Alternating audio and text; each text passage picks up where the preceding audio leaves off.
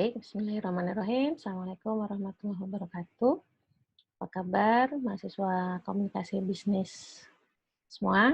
Semoga semua dalam keadaan yang sehat dan oh iya, sekarang udah puasa ya. Selamat menjalankan puasa Ramadan. Semoga ibadah kita, doa-doa kita, dosa-dosa kita diampuni Allah, ibadah kita diterima, dan doa-doa kita dikabulkan. Baik, pada pekan ini kita akan meneruskan ya perkuliahan kita tentang komunikasi bisnis, yaitu tema kita tentang menyampaikan pesan negatif.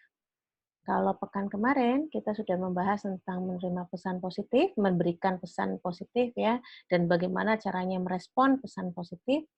Nah, saat ini kita akan membahas tentang pesan negatif. Apa itu pesan negatif? Nah, baik, kita mulai ya.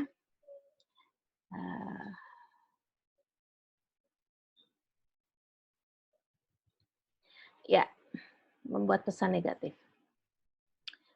Jadi teman-teman sekalian ya, pesan negatif itu eh, kadang memang tidak bisa dihindari. Ketika memang kondisi perusahaan kita sedang tidak bagus atau ada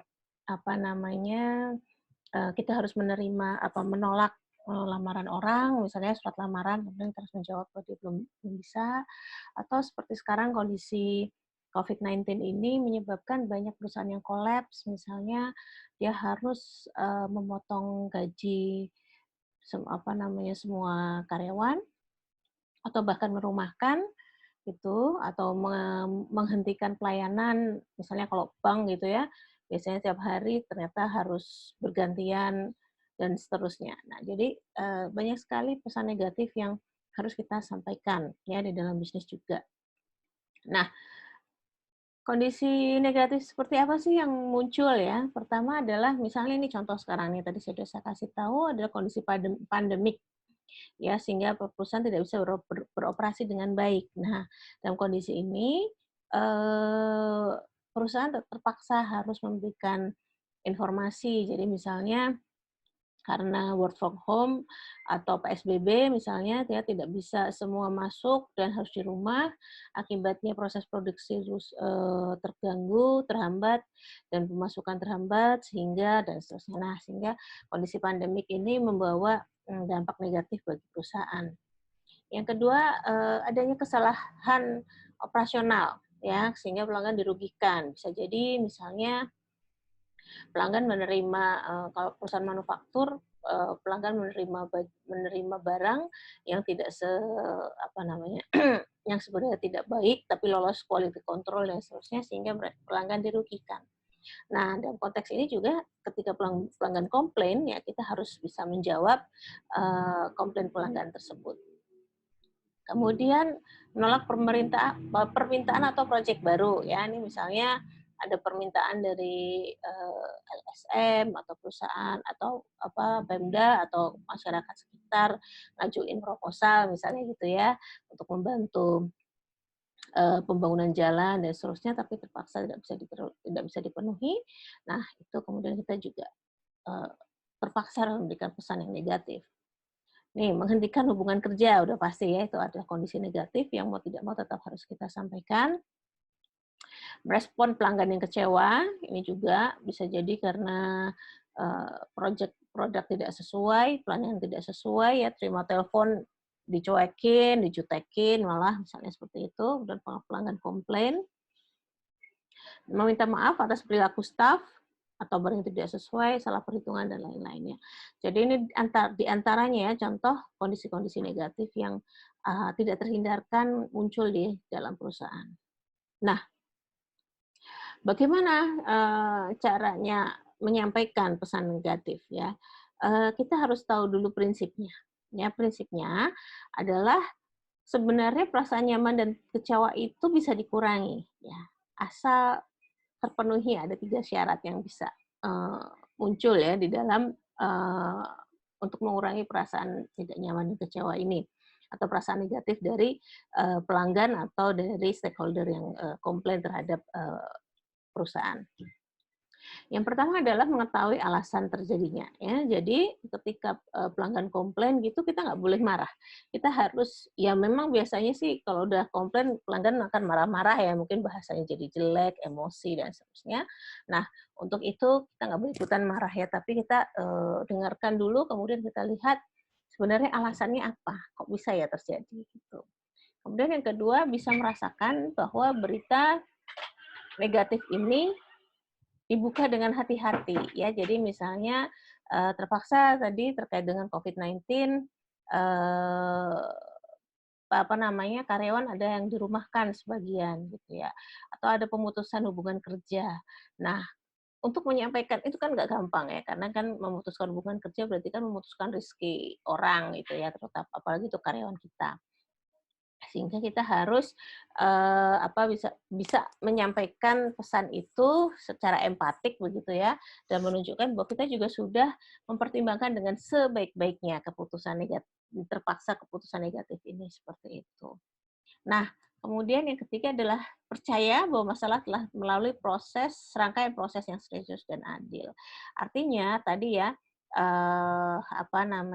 kita tunjukkan bahwa keputusan negatif ini, misalnya tadi mau memutuskan hubungan kerja, itu sudah melalui serangkaian, pertimbangan-pertimbangan seperti itu ya. Bisa bisa bisa berawal dari pertimbangan kondisi karyawannya sendiri ya, kebijakan perusahaan, kemudian ada berapa kali rapat, misalnya ini tuh perlu disebutkan sehingga, untuk menunjukkan bahwa keputusannya tidak tidak mendadak gitu ya, tapi itu ada proses yang dilakukan. Nah, baik, sebenarnya ada beberapa hal yang, beberapa tujuan kita dalam menyampaikan pesan negatif. Ya memang sebenarnya sangat tergantung sangat tergantung dari, bagaimana, konteks ya, konteks pesan negatif yang akan kita sampaikan. Yang pertama adalah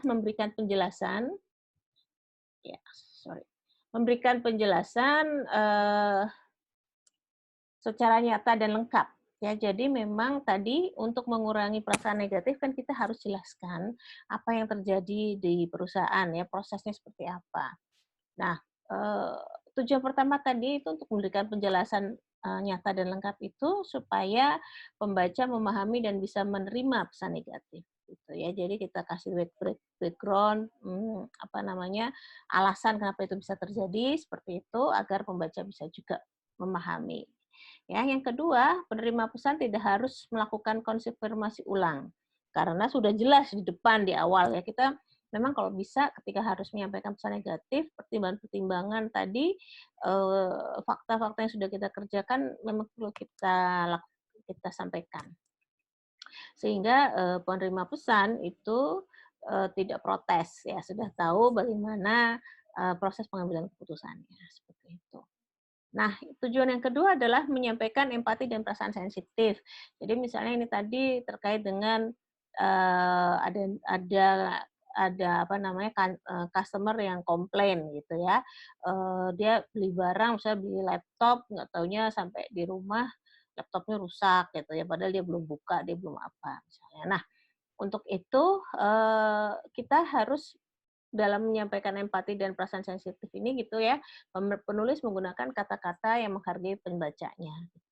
Terima kasih Bapak, Ibu atas suratnya, komplainnya gitu ya, dan bertujuan mengurangi perasaan negatif. Artinya, menyampaikan empatik ini kita nggak boleh, "Ah, Ibu mah perasaan aja," gitu, nggak boleh kayak gitu ya, tapi kita harus mengakui, supaya mereka juga bisa tahu bahwa kita juga merasakan komplain dia, seperti itu.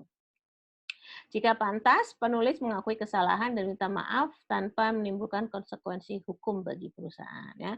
Jadi memang kalau dipertimbangkan memang itu memang salah kita gitu ya, untuk salah kita, makanya akui saja ya seperti itu dan minta maaf gitu. Eee, supaya apa? Supaya ini, jadi, untuk hal-hal sensitif ya yang kemungkinan akan menimbulkan konsekuensi hukum bagi perusahaan itu emang perlu disampaikan dengan, pelan-pelan ya, dengan pelan-pelan dan kadang-kadang, kadang-kadang, perusahaan juga harus bisa, sebelum memutuskan satu satu keputusan dia juga harus sudah mempertimbangkan aspek konsekuensi hukum yang akan muncul ya, seperti itu. Ya, tujuan yang berikutnya adalah nih menunjukkan sikap profesional ya. Kita harus tetap tenang ya, jangan jangan emosional kata-katanya gitu ya. "Kami juga udah capek ini Bu, kesel," gitu ya, nggak boleh kayak gitu ya. Tapi kita harus tenang, gunakan kata-kata sopan ya dalam merespon, dan merespon penjelasan mengapa kondisi negatif bisa muncul ya, meskipun konsumen mengancam dan mengklaim berlebihan. Teman-teman sekalian, memang sering ya kalau orang lagi kecewa, customer kecewa, pelanggan kecewa, itu, mereka marah-marah, ya mereka marah-marah dan, itu sebenarnya ya sah-sah saja ya, karena mereka merasa sudah bayar, haknya ada yang terkurangi dan seterusnya. Makanya kita ya, yang menerima pesan negatif tersebut, itu tidak boleh, apa namanya, reaktif juga gitu. Emangnya Emangnya aku salah apa kok Bapak marah-marah sama saya? Ya nggak boleh kayak seperti itu. Tapi penulis harus tetap, eee, tenang dan jaga perkataannya, seperti itu. Nah, kemudian tadi kalau dia lagi marah-marah, diam, biarin aja ya, tunggu sampai dia selesai marah, kemudian baru kita jelaskan kenapa hal itu terjadi, seperti itu ya. Yang berikutnya tujuannya adalah memelihara hubungan yang akrab. Nah, ini, seperti di pesan positif kemarin ya teman-teman, bagaimana cara kita menyapa pelanggan itu semakin personal, semakin merasa dengan sapaan yang, akrab, itu mereka juga merasa, dekat dan, eee apa namanya, mudah memaafkan karena mereka bisa merasa kayak teman seperti itu. Nah, eee, kita ya dalam menulis pesan yang negatif itu harus bisa menunjukkan keinginan untuk meneruskan hubungan dengan penerima ya, dan untuk mendapatkan rasa percaya diri kita. Jadi, "Mohon maaf, kami harap Bapak Ibu, eee, apa namanya, bisa memaafkan kami dan kita bisa meneruskan hubungan dengan baik, silaturahim yang baik," seperti itu ya. Jadi, kita tunjukkan niat baik kita untuk tetap mau berinteraksi dengan beliau. Nah, yang terakhir ada bersikap adil ya atau fairness. Nah, tentu saja teman-teman kalau, dalam pesan pesan negatif ini seringkali kan mereka merasa tidak adil ya, merasa ada, karena sudah dizolimin gitu ya oleh perusahaan sehingga merasa ketidakadilan itu muncul buat mereka. Nah, kita harus bisa menunjukkan bahwa keputusan kita itu dibuat dengan adil dan tidak memihak serta rasional ya. Artinya tadi kembali lagi kita harus jelaskan langkah-langkah kenapa keputusan negatif itu terpaksa harus diambil sehingga semua pihak merasa fair ya, merasa cukup adil nih apa namanya, ketentuannya seperti itu. Misalnya tadi pemutusan hubungan kerja, pertimbangannya apa? Kenapa harus saya? Kenapa nggak teman saya? Misalnya kayak gitu kan. Nah, kalau kita sudah sampaikan pesan-pesan, pertimbangan-pertimbangan ya, beberapa indikator misalnya kenapa satu karyawan harus diputus hubungannya, itu, akan bisa lebih, masuk akal, seperti itu. Baik. Nah, sekarang bagaimana strateginya ya? Bagaimana strateginya? Yang jelas, ada 2 strategi dalam menulis, pesan yang negatif ya. Yang pertama adalah strategi yang direct ya atau strategi langsung, yang kedua tentu saja strategi yang indirect atau tidak langsung.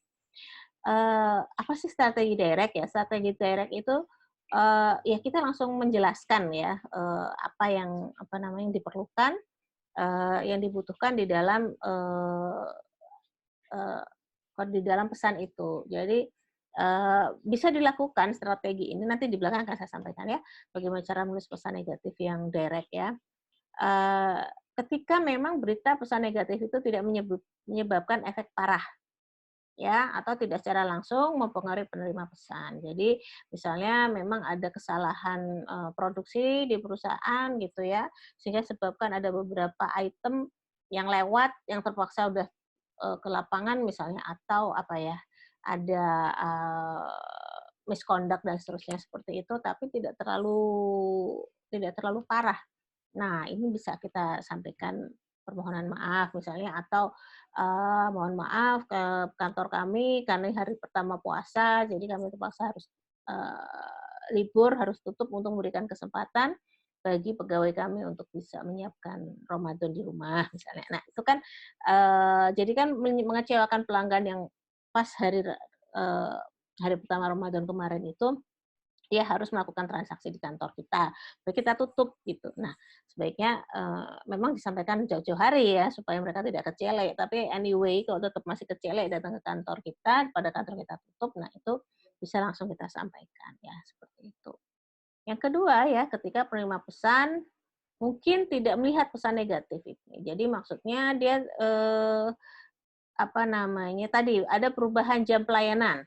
Ya kemarin beberapa waktu yang lalu saya pergi ke satu bank, ya udah masa pandemi ini ya, pergi satu bank, ternyata bank itu tutup gitu. Kok banknya tutup ya gitu, padahal itu bank besar ya, tapi ternyata ada Pak Satpam yang di situ dia bilang, ada pengumuman bahwa, bank yang di situ tuh cuman buka, gantian dengan cabang yang lain. Jadi, seminggu cabang sana buka, kemudian cabang sini yang tutup, kemudian seminggu berikutnya cabang sini tutup, cabang yang lain buka, misalnya seperti itu.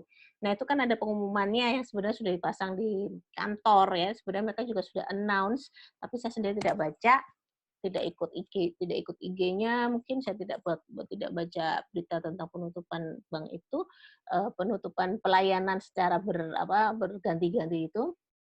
Sehingga, pengumuman penerimaan pesan ini, saya tidak baca. Nah, oleh sebab itu maka, perusahaan bisa langsung, direct message, langsung menyampaikan bahwa, "Mohon maaf hari ini atau pekan ini, kami tutup," misalnya seperti itu. Nah, strategi langsung juga bisa dilakukan ya ketika perusahaan dan penerima pesan memilih disampaikan langsung. Jadi memang ada kebijakan dari perusahaan untuk langsung menyampaikan ya, dan penerima pesan juga tidak keberatan ya untuk langsung menerima pesan langsung itu. Nah itu yang direct message. Bagaimana yang strategi satunya ya, nih ketika ketegasan adalah penting. Nah kita memang perlu tegas misalnya terkait dengan pembatasan, pembelian misalnya kalau kita pergi ke satu supermarket yang ada di Jogja ini, karena dia lagi obral gitu ya, lagi banting harga, harga minyak goreng misalnya, tapi karena takut disalahgunakan kemudian langsung diberikan pengumuman bahwa hanya boleh beli 2 maksimal, misalnya seperti itu. Jadi kita memang perlu tegas ya, atau untuk, pengambilan ganti rugi atau uang pengembalian apa misalnya gitu kan kemarin, gara-gara Covid ini banyak event yang dibatalkan ya, sehingga kemudian bagaimana cara pengembalian uangnya dan seterusnya buat orang yang sudah terlanjur transaksi. Nah, itu, kita perlu sampaikan. Bagaimana dengan strategi yang indirect ya, atau tidak langsung?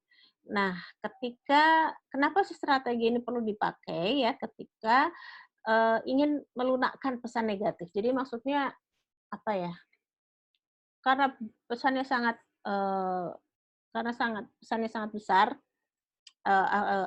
efeknya sangat besar pada orang-orang yang menerima pesan itu, kemungkinan juga mereka akan marah banget gitu ya, makanya kita perlu bikin pesan yang indirect.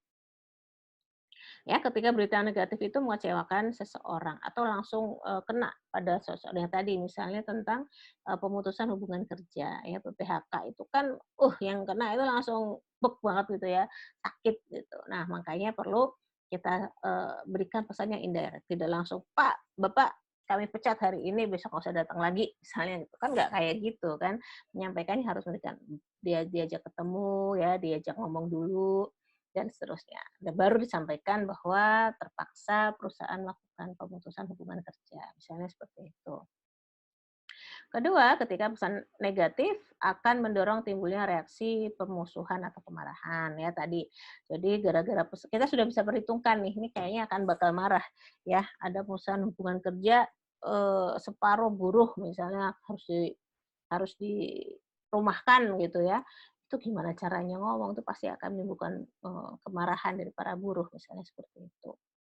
Ketika pesan negatif mengancam hubungan dengan pelanggan, ya ini juga, eee, karena kita sudah paham ya, kita akan mengecewakan, ada perubahan harga, nih sekarang dolar naik banget gitu ya, dengan tentu saja harga-harga karena beberapa bagian kita adalah impor, terpaksa juga ikut menyesuaikan harganya, sehingga kemudian bisa jadi pelanggan akan merasa marah dan seterusnya gitu ya, ketika berita negatif yang tidak diharapkan. Nah, termasuk nih pandemi. eee, pandemi corona ya. Itu membuat, pesan negatif banyak banget pesan negatif yang tidak diharapkan kan ya, tadi supplier semua daerah ditutup, supplier nggak bisa masuk misalnya ya, kemudian, pembeli nggak ada, toko terpaksa tutup, dan seterusnya ya, ketika berita ini tidak bisa diharapkan. Nah, baik teman-teman, kita lihat ya bagaimana sih caranya, eee, membuat pesan negatif ya. Nih, menyampaikan pesan negatif yang sensitif. Jadi maksudnya ya ketika tadi ada pesan-pesan yang tidak terlalu baik untuk kita sampaikan, nah itu kita bisa, melakukan 4 hal ini ya. Pertama adalah buffering. Buffering ya, jadi buffering itu isinya tuh sesuatu yang menyenangkan pembacanya dulu ya, orang yang menerima dulu.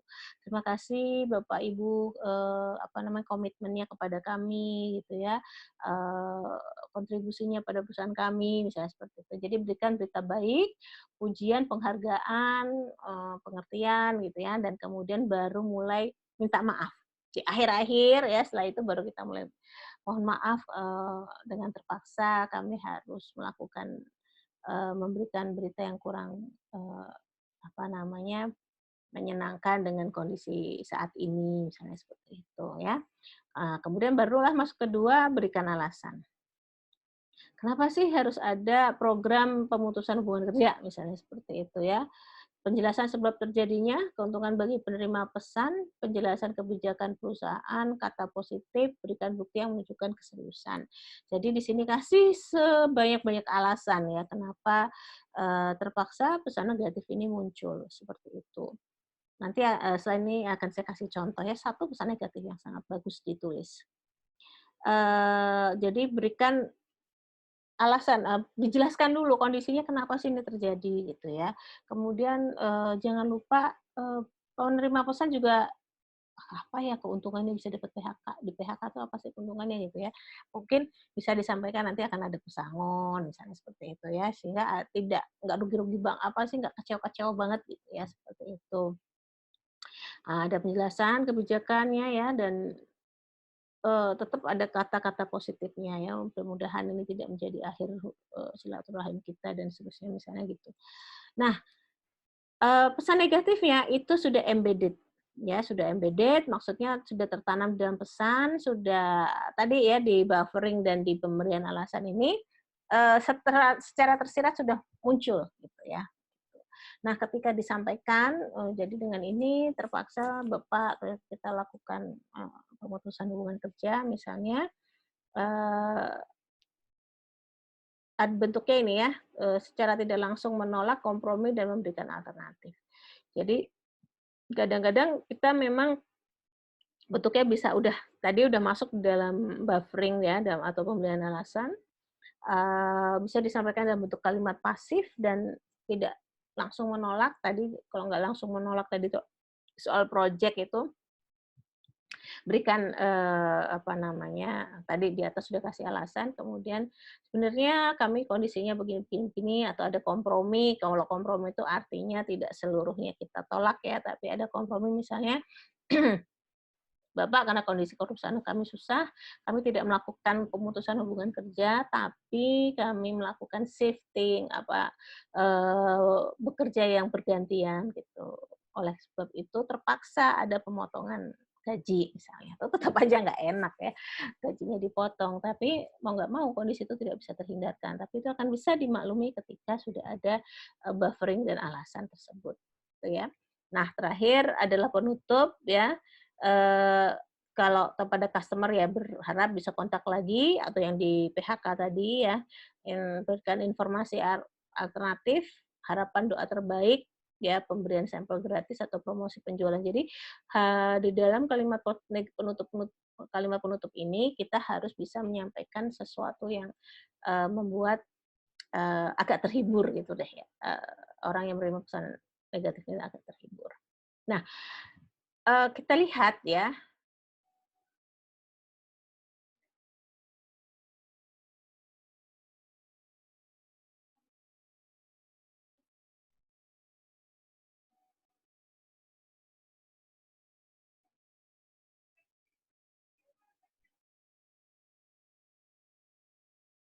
Baik ya, kita lihat, bagaimana pesan ini, perbedaan ya antara direct strategic dengan indirect strategic ya. Ketika strategi yang direct atau strategi yang langsung, jika, kondisinya bagaimana jika, pesan negatif itu tidak terlalu memberi, banyak kerusakan efeknya, atau kelewatan gitu ya, eee, perlu ketegasan dan seterusnya tadi. Nah, modelnya tadi ya, cara menulisannya langsung disampaikan bad news-nya apa gitu, kemudian alasannya dan, penutup yang menyenangkan. Nah, sedangkan dalam indirect strategic ya, atau pesan yang tidak langsung, itu secara, jika pesannya adalah secara personal itu menyedihkan. Ya, kemudian, bisa menyebabkan kemarahan, kemudian juga bisa mengancam, hubungan dengan customer dan tidak diharapkan. Nah, makanya caranya tadi seperti sudah saya jelaskan, ada buffer dulu ya, ada penyampaian, berita positifnya dulu, kemudian alasan kenapa terjadi, disampaikan pesan negatifnya dan tetap diberikan penutupan yang pleasant ya atau menyenangkan. Nah, baik teman-teman, kita lihat ya, ini ada satu contoh pesan bisnisnya Tony Fernandes dari, AirAsia. Yang perlu kita beberapa waktu yang lalu saya mendapatkan email seperti ini, kemudian saya cek di newsroom-nya AirAsia juga ada, ternyata pesan Tony ini, dia tujukan pada customer AirAsia dan beliau sangat baik ya, karena kondisi AirAsia juga sedang apa namanya, sedang tidak baik, ya efek dari pandemi ini dan kondisi yang sulit ini, dia jelaskan dengan baik kepada pelanggannya. Karena banyak pelanggan kan, eee, apa namanya, banyak yang harus dibatalkan ya, apa namanya, penerbangannya dan ternyata AirAsia tidak sanggup untuk mengembalikan uang yang sudah terlanjur dibayarkan itu. Nah, oleh sebab itu dan banyak hal kondisi berat yang harus dihadapi oleh AirAsia ya. Mmm, kita lihat ya bagaimana surat Tony ini tadi dari link itu sudah saya klik ya. Nah, nih kalian bisa lihat ya, ini kita masuk di newsroom-nya airasia.com. Ini, siapa sih Tony ya, ini ada Tony Fernandes ini, CEO-nya AirAsia, meskipun sekarang udah turun katanya ya. Tapi dia masih tetap aktif. Belum lama sih dia turunnya, kayaknya baru bulan Februarian kemarin, kalau nggak Februari, Maret lah. Nah, ini ya, jadi kita lihat kalimat pembukanya ya. "Waktu Komarudin dan saya mulai AirAsia 20 tahun yang lalu, kami bermimpi membuat semua orang bisa terbang. Ya, sayangnya peluang itu sekarang harus kita lepas sementara." Ya, kita lihat di kalimat pertama itu positif ya. Positif bagaimana, memang pada zaman 20 tahun yang lalu naik pesawat itu ada sesuatu yang sangat mewah ya, apalagi pesawat yang dan memang harganya sangat mahal. Nah, munculnya AirAsia ini, kan, dia punya tagline "Everyone Can Fly", itu menunjukkan bagaimana komitmen dari AirAsia memberikan low cost, airfare gitu ya, pembayaran yang sangat rendah, murah, tapi bisa terbang kemana saja gitu. Nah, kemudian masuknya, ini kita lihat buffering-nya ya. Kita berada di masa yang penuh ketidakpastian. Saya tidak pernah membayangkan, siapapun tidak pernah menduganya, namun semua orang selalu sekarang terdampak olehnya, gitu ya. Nah, ini unexpected situation tadi ya, kenapa makanya muncul pesan indirect. Oleh karenanya saya akan terbuka dan transparan pada Anda semua di saat yang penuh tantangan ini. Jadi di sini dia masih ini di buffering, dia menyampaikan, kondisi terkini ya yang menyebabkan kenapa dia harus, melakukan, eee, beberapa langkah kebijakan di AirAsia, seperti itu. Tidak bisa dipungkiri industri ini sangat terpukul dan kami pun tidak terkecuali ya. Ini mungkin tantangan terbesar yang harus kami hadapi. Tidak ada pendapatan yang masuk untuk sementara, 96% armada kami tidak terbang dan kami masih memiliki komitmen finansial yang harus dipenuhi seperti kepada pemasok bahan bakar dan agen penyewaan pesawat. Ya, paragraf ini menunjukkan alasan, kondisi, efek dari pandemi ini. Dia bilang bahwa tidak ada pendapatan sama sekali, bahkan 96% penerbangannya berhenti seperti itu. Padahal di sisi lain mereka masih punya kayak apa namanya, hal-hal yang belum terbayar ya, misalnya itu tadi pemasok bahan bakar dan agen penyewaan pesawat. Pesawat itu mahal banget ya industri ini ya. Nah, kami menempuh segala upaya yang dimungkinkan untuk mengurangi beban selama periode ini. Ini artinya menunjukkan apa yang sudah mereka lakukan, ya langkah-langkah yang sangat detail ya disampaikan. Agar kami dapat kembali pulih secepatnya dan menjadi maskapai low cost terbaik di dunia, membuat semua orang bisa terbang dengan layanan terbaik ya. Dia di sini menunjukkan dia sudah banyak cara yang sudah mereka sebut. Dia mereka lakukan meskipun tidak dia berikan secara detail ya apa yang sudah mereka lakukan. Kami merupakan satu dari segelintir maskapai di dunia yang masih tetap mempertahankan seluruh stafnya. Nah, ini adalah satu hal apa namanya?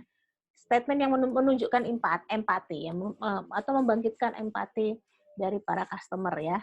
AirAsia adalah sebuah keluarga besar dan ada puluhan ribu karyawan All Stars yang bergantung pada bisnis ini untuk berlangsungan kehidupan dan kesejahteraan keluarga mereka.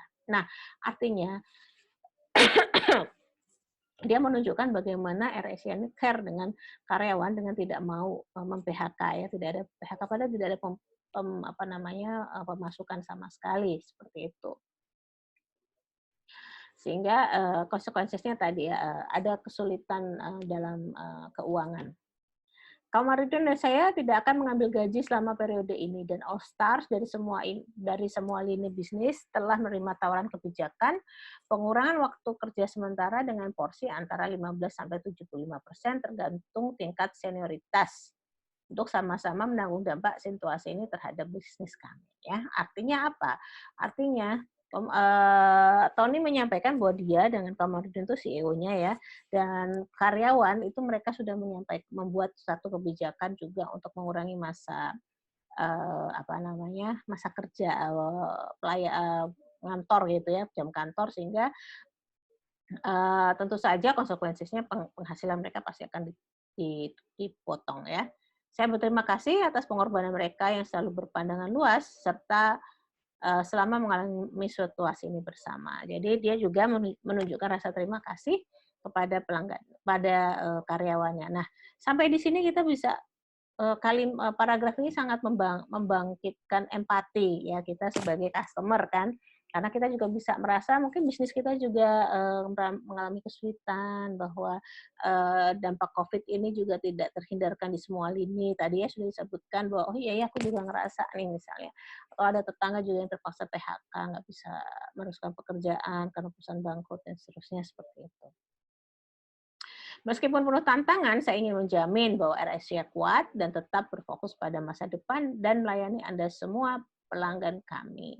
Ya, ini kalimat positif. Ya, ini kembali tadi kan di bagian memberikan alasan ada kata-kata positifnya. Nah, ini kata-kata positif bahwa meskipun tadi Tony mau menunjukkan meskipun kesulitan begini, kita semua sudah sacrifice ya, karyawan juga sudah melakukan pengorbanan dengan pengurangan masa apa namanya bekerja apa namanya pelayanan di kantornya sehingga bisa mengefek pada mereka tidak menerima gaji full lagi misalnya seperti itu. Saya juga menyampaikan rasa terima kasih dan apresiasi dari hati yang paling dalam kepada Anda semua atas kesetiaannya terhadap AirAsia. Ya, dia juga menyampaikan kalimat positif, terima kasih kepada kita sebagai customer gitu ya. Saya berharap Anda dan orang-orang yang Anda kasih selalu dalam keadaan baik dan sehat melalui masa sulit ini. Itu sampai didoain kan, bagus banget ini kalimatnya. Saya mohon maaf dengan setulus hati jika banyak rencana perjalanan yang terdampak ya karena memang AirAsia kemudian terpaksa karena kebijakan pemerintah negara masing-masing menutup bandara dan seterusnya sehingga dia tidak bisa terus. Seperti halnya semua maskapai, AirAsia tidak punya pilihan lain selain membatalkan sebagian besar penerbangannya dikarenakan pembatasan perjalanan yang diterapkan oleh pemerintah berbagai negara sebagai upaya untuk menahan penyebaran COVID. Nah, ini menunjukkan ya bahwa itu sudah di luar apa ya kemampuan AirAsia untuk tidak untuk tidak beroperasi itu ya karena dampak dari kebijakan pemerintah masing-masing negara ya, sehingga dia tidak bisa beroperasi. Sehingga itu, they cannot help it gitu ya untuk menghadapi situasi yang semacam ini.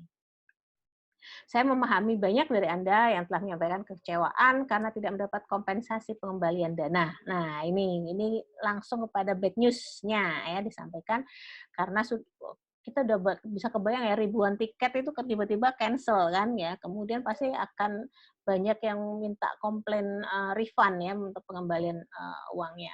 Namun saya ingin mengajak Anda untuk mempertimbangkan penawaran saldo akun kredit sebagai alternatif pilihan terbaik. Nah, ini tapi dalam kalimat yang sama ya, Tony langsung memberikan alternatif penyelesaian, mempertimbangkan penawaran saldo akun kredit. Ya, jadi apa namanya? Apa sih saldo akun kredit itu? Nah, ini berarti ini ada produk baru atau layanan baru dari AirAsia yang bisa dimanfaatkan. Lebih dari 80% dari Anda telah menerima tawaran akun kredit dan kami sangat mengapresiasi ini ya. Jadi dia menunjukkan bahwa lebih dari 80 customer sudah mau menerima menggunakan akun kredit. Mohon dipahami bahwa kebijakan kami sejalan dengan banyaknya operator lainnya di industri perjalanan dan wisata, serta merefleksikan fokus kami untuk keluar dari situasi sulit ini dan kembali terbang dengan Anda secepatnya ya. Jadi dia mohon pemahaman, dia mohon apa ya empatik juga dari customer-nya gitu ya untuk ini sebagai upaya untuk mengatasi situasi sulit dan dan bukan satu-satunya maskapai yang juga mengalami kondisi seperti ini. Anda kami pastikan kami mematuhi semua peraturan persyaratan diterapkan oleh masing negara dan asosiasi konsumen dan kami yakin ini adalah solusi yang terbaik. Ya, Anda adalah satu dari sekitar 600 juta pelanggan yang telah terbang bersama AirAsia. Kan banyak banget nih pelanggan AirAsia dan kami tidak sabar untuk menerbangkan Anda kembali setelah semua ini berakhir ya. Jadi dia menunjukkan betapa besarnya pelanggan AirAsia itu. Dan akan susah ya ketika sekitar 600 juta pelanggan ini dalam waktu yang sama mau narik duitnya, minta dikembalikan penerbangannya, uang tiketnya gitu ya. Kami sangat menyarankan Anda untuk menerima akun kredit yang dapat diproses lebih cepat dan berlaku selama 365 hari atau kesempatan untuk pindah jadwal berkali-kali. Sementara kami pun tetap melayani permintaan pengembalian dana secara kasus per kasus. Hanya saja dikarenakan jumlah permintaan melonjak, proses pembelian dana berlangsung lebih lama dari biasanya, yaitu antara 12 hingga 16 minggu. Nah, di sini disampaikan ya, sarannya ada akun kredit ini akan menjadi lebih gampang gitu ya untuk proses pengembalian dana atau untuk pindah jadwal. Jadi duitnya nggak kembali cash, tapi bisa kita refund ke jadwal yang lain seperti itu. Nah, karena melonjak, tapi dia juga menyebutkan bahwa pengembalian itu tidak bisa langsung ya, agak lama, 12 sampai 16 minggu. Ini kan berarti sekitar 3-4 bulan ya. Seperti itu. Saya pun mengakui banyak komentar terkait layanan virtual AVA. Nah, ini juga banyak komplain dari online-nya ya, dari AirAsia. Kami pastikan bahwa setiap masukan Anda kami tanggapi secara serius dan tim kami terus melakukan penyempurnaan terhadap sistem setiap hari. Jadi ini juga disampaikan menyinggung komplain terkait dengan sistem online mereka. Seperti itu. Kami bekerja tak kenal lelah tanpa mengenal waktu untuk membantu Anda semua. Nah, ini ditunjukkan bagaimana AirAsia itu sudah berusaha semaksimal mungkin gitu ya apa yang sudah mereka lakukan. Kami telah memobilisasi tenaga tambahan untuk membantu tim layan pelanggan termasuk sekitar 1.800 all stars dari departemen lain yang ikut menyingsingkan lengan bajunya, membantu dengan sukarela sehingga sekarang semakin banyak lagi personel layanan pelanggan yang akan membantu melalui fitur live chat, Facebook Messenger, Twitter, WeChat selama 24 jam seminggu. Nah, ini satu hal lagi yang sangat bagus ya, apa yang dikatakan oleh Tony. Dia membuka lebih banyak lagi ya saluran-saluran komplain, saluran komunikasi dari para pelanggan karena kan pelanggannya banyak. Ya, dan dia menunjukkan apa yang sudah dilakukan oleh AirAsia yaitu menambah karyawan di bidang yang lain karena mereka tidak bisa melakukan kegiatan untuk dikerahkan di bagian customer service yang sangat kewalahan, tapi ditunjukkan apa yang sudah dilakukan. Untuk apa? Untuk semakin banyak menerima chat ya dari pelanggan. Kamu belum pernah mengalami ini sebelumnya ya. kami pun mengaku bahwa kami tidak selalu sempurna, tapi kami akan menempuh segala upaya yang terbaik kapanpun demi masyarakat dan pelanggan kami. Situasi ini tidak terduga namun hanya sementara. Ya, dia ulang lagi bahwa ini ada unexpected ya, kejadian unexpected, dan kami juga mengakui tidak sempurna ya, mereka sebagai perusahaan mereka tidak sempurna, itu mengakui kesalahan kan ya, bahwa mereka tidak bisa tidak optimal, belum bisa optimal dalam melayani komplain terutama untuk refund dan seterusnya seperti itu. Kapanpun demi masyarakat dan pelanggan kami. Situasi ini tidak terduga namun hanya sementara ya. Kami akan bangkit lebih kuat sebelumnya. Ini positif ya, kalimat positif. Mewarnai langit jadi merah lagi dan memastikan siapapun bisa terbang kembali. Ya, mewarnai langit jadi merah lagi itu maksudnya kan simbol pesawat AirAsia ya, dan seragam-seragamnya All Stars itu pakai warna merah ya, warnanya merah. Sampai nanti tetap di rumah, tetap hati-hati, mari menatap ke masa depan. In this together, salam cinta Tony. Nah nih, jadi keren banget ya, kalau menurut saya pesan negatifnya Tony ini yang indirect itu sangat bagus. Dia mengemasnya dari buffering-nya tadi ya, membuat sehingga kita baca itu relate juga gitu ya oleh customer. Customer itu juga bisa merasakan apa yang Tony rasakan dan dia tidak sendiri dengan kondisi yang unexpected ini, seperti itu. Nah, itu ya. Kemudian ini jadi ada media sosialnya, kemudian ini ada panduan perubahan penerbangan, ini layanan kompensasi yang diinginkan ini tadi. Jadi sebenarnya tuh intinya kan sebenarnya mau menunjukkan bahwa sekian banyak penerbangan yang di-cancel itu pasti pada minta pengembalian. Nah, kemudian ada syarat ketentuan berlaku. Tadi kan kasus per kasus, tidak semua tiket bisa dikembalikan kan, tidak bisa semua bisa di-refund karena saking banyaknya alternatif yang harus dilakukan itu. Nah, baik ya teman-teman, saya kira cukup materi kita tentang membuat pesan negatif ini. Semoga bisa bermanfaat dan bisa menambah wawasan kita dalam komunikasi bisnis khususnya ya, dalam membuat pesan negatif. Dan memang pesan negatifnya jadi sangat relate sekali karena kita bisa melihat bagaimana beratnya